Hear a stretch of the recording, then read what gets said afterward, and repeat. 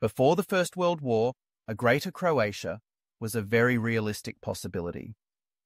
Croatia, with Zagreb as the cultural and political center of the South Slavic peoples, was meant to be a link between Central Europe and the Balkans. Such a state was supposed to be an important player in the Europeanization and pacification of the Balkans. Archduke Franz Ferdinand of Habsburg, a man who was obsessed with the idea of reforming the Habsburg monarchy, had a vision that included the unification of present-day Croatia and present-day Bosnia and Herzegovina, plus Slovenia and the important transport hub of Trieste. His ideas about the federal restructuring of the monarchy, which included the creation of autonomous units within a strong central authority, were inspired by the American model of federalism. Ferdinand believed that such a system would allow the Slavic peoples, including Greater Croatia, to demand greater rights and autonomy within the monarchy. However, in Belgrade, these ideas provoked fear and doubt.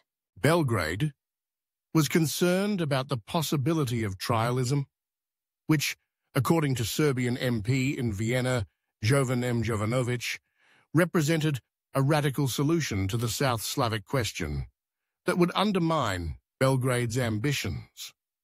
The Serbian government and intelligence networks viewed Franz Ferdinand as a warmonger, and his assassination in June 1914 was seen as a liberation from the fear he represented. In this context, Jovanovic emphasized the uncertainty that Ferdinand brought with him, questioning whether he would be a good or bad leader. His ambition to strengthen the Habsburg state could also mean strengthening the positions of Greater Croatia, which further fueled Belgrade's fears. Ferdinand's ideas about federalism, although rational and justified, were not liked by Serbia. Namely, Serbian politics were focused on strengthening its own national consciousness and the aspiration for the unification of South Slavic peoples, which was in contrast to Ferdinand's plans. In this light, the assassination of Ferdinand marked the end of hope for a peaceful resolution and opened the door to the conflict that would soon follow. The British envoy in Belgrade, Ralph Paget, clearly realized at that moment that relations between Austria and Serbia would remain burdened by tensions until a significant change occurred. That change could come in the form of a South Slavic state led by Serbia.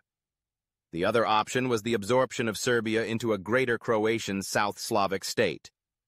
However, regardless of how things developed, one thing was certain. The fear of Greater Croatia was deeply rooted in Serbian politics and society. This fear was not just political. It was the fear of Serbian Balkan people regarding the European heritage that Greater Croatia brought with it. As events unfolded, the fear of Greater Croatia became increasingly pronounced. In Belgrade, from 1905, secret government organizations such as the Serbian Defense and the People's Defense began to operate, aiming to realize Serbian imperial ambitions with knives, revolvers, and rifles. The semi-secret organization, known as the Black Hand, which was only partially under government control, was doing the same. These organizations, supported by nationalist sentiments, sought to ensure that Serbia remained the dominant power among the South Slavic peoples. For these Belgrade terrorists, Greater Croatia was very dangerous. In that context, the fear of Greater Croatia was not only a political but also a civilizational issue. The Belgrade deep state could not accept Greater Croatia, which would disrupt the Belgrade dream of Serbo-Yugoslavia. The normal process of restoring ancient Croatian constitutional statehood appeared as a threat to Serbian ambitions in Belgrade. Belgrade feared that the strengthening of Croatian identity could lead to the collapse of Serbian ambitions and dreams of a unified Yugoslav state, in which Serbia and Serbs would dominate. In this context, the Sarajevo assassination took place on June 28, 1914. Although Serbian mythology portrays Gavrilo Princip and the other assassins as revolutionaries, the reality was much different. The assassins were organized and armed by members of the secret terrorist organization of the Belgrade government, Narodna Odbrana. This fact is still hidden in Serbia.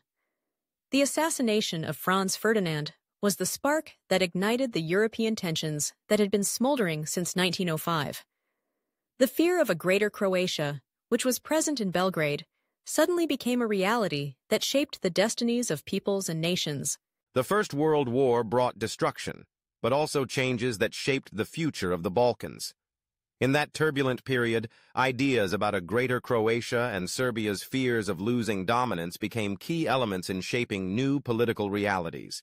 As nations fought for their rights and identities, history continued to write its pages, leaving behind a legacy that would shape future generations. The great Serbian fear of Greater Croatia still exists today. The official policy of Serbia and most media spread a paranoid sense of fear of Croats and the normal political ambitions of the Republic of Croatia. That is why it is very important today to read the book Belgrade Secrets of the First World War. In it, Split historian Dr. Tihomir Rajčić reveals the situation behind the scenes of Belgrade's deep state at the beginning of the 20th century, as well as today. Therefore, it is important for this video and Dr. Rajčić's book to reach the top of the government of the Republic of Croatia. Only in this way can Croatia resist Belgrade's imperialism, which still fears a progressive and European Greater Croatia.